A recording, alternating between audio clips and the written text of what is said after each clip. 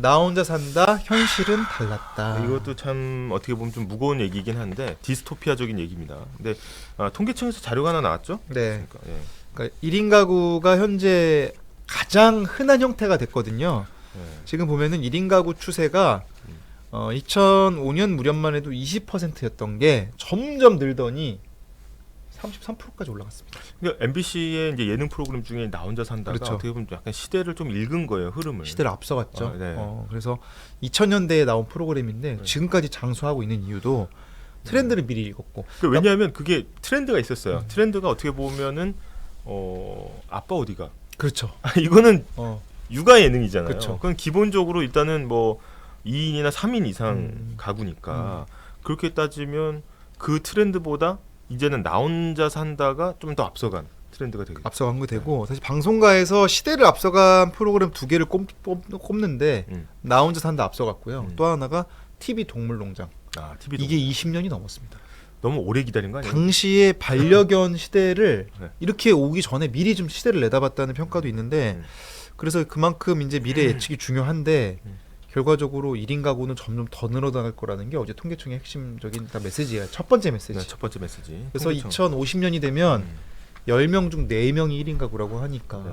정말 1인 가구 비중이 높은 거죠. 예. 근데 이거에 따라서 이제 경제적으로 어떤 이제 주거의 어떤 형태라든지 이런 그쵸. 것들이 빠르게 좀 변하고 있거든요. 네. 그래서 뭐 그 배달 문화도 보면은 그렇죠. 뭐 1인 메뉴가 안 되면 잘 안 시켜요, 사람들이. 음. 하나 1인분 시키는 게. 1인분 시키면 양이 많아 갖고 또 막 며칠 먹는 분도 계시고 네. 이렇게 1인 가구가 늘어났다는 건 오케이. 네. 우리가 다 알아요. 저 주변에도 1인 가구 너무 많으니까. 맞아요. 네. 근데 이제 문제는 살림살이입니다. 그래서 이제 지난해 1인 가구의 소득을 알아봤더니 네. 연평균 소득이 2,691만 원. 그러니까 이게 지금 보면은 늘긴 늘었어요. 음. 이 전체 가구 소득이 6,400인 거에 비해서는 음. 그만큼 늘지 못했던 거고. 그리고 지금 물가랑 최저임금이 계속 오르고 있는 상황이라서 그걸 감안해 봤을 때는 굉장히 힘든 거죠. 사실 2,600이면은 한 달에 월급으로 치면 한 200, 한 2, 30 아니겠습니까? 그렇죠. 거의 최저임금에 이게 이제 가까운 수준. 어떻게 보면 1인 가구의 3분의 2가 넘는 거의 한 67%가 연간 소득이 3천만 원 미만이다라는 그렇죠. 거 보니까 물론 이제 가구 수가 많고 가족이 많은 거에 비해서는 1인 가구가 몸이 좀 가벼울 수는 있지만 그렇죠. 그걸 감안하더라도 지금 같은 고물가 시대에 약간 좀 어려운 소득 분포다 이렇게 볼 수 여기가 있습니다. 문제가 뭐냐면 이렇게 말하면은 근데 사실은 1인 가구가 음. 악전고투하고 있습니다. 네. 지금 보면은 지난해 월 평균 140만 9천 원을 지출했어요. 근데 그러면은- 전체 가구의 절반밖에 안 쓰고 있습니다. 그런 얘기는 뭐냐면은 물론 1인 가구면 가구원 수에 비해서 막 2인 가구에 비해서 그럼 절반만 써야 되는 이게 그렇죠. 아니거든요. 그렇죠. 나갈 돈은 그대로 나가요. 음. 집은 어딘가 살아야 되고 그렇죠.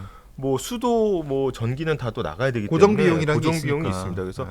이게 56.5% 수준인 거는 굉장히 좀 짜게 생활을 하고 있다. 그리고 어떻게 보면 젊은 세대가 1인 가구가 지금 많은데 분포가 아까도 얘기하셨지만 그렇죠. 이 저축이나 미래를 준비하는 비용까지 따져 본다고 하면 굉장히 좀 팍팍한 삶을 살고 있다. 턱없이 부족하고요.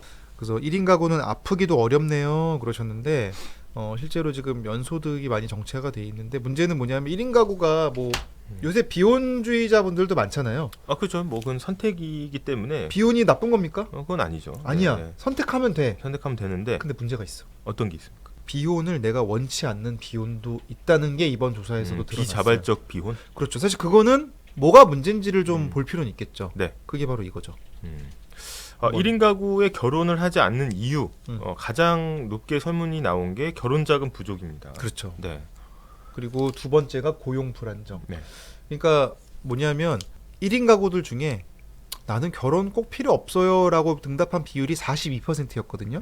근데 47%는 결혼해야 한다. 하고 싶다예요. 그거는 이제 결혼을 원하는데 원해.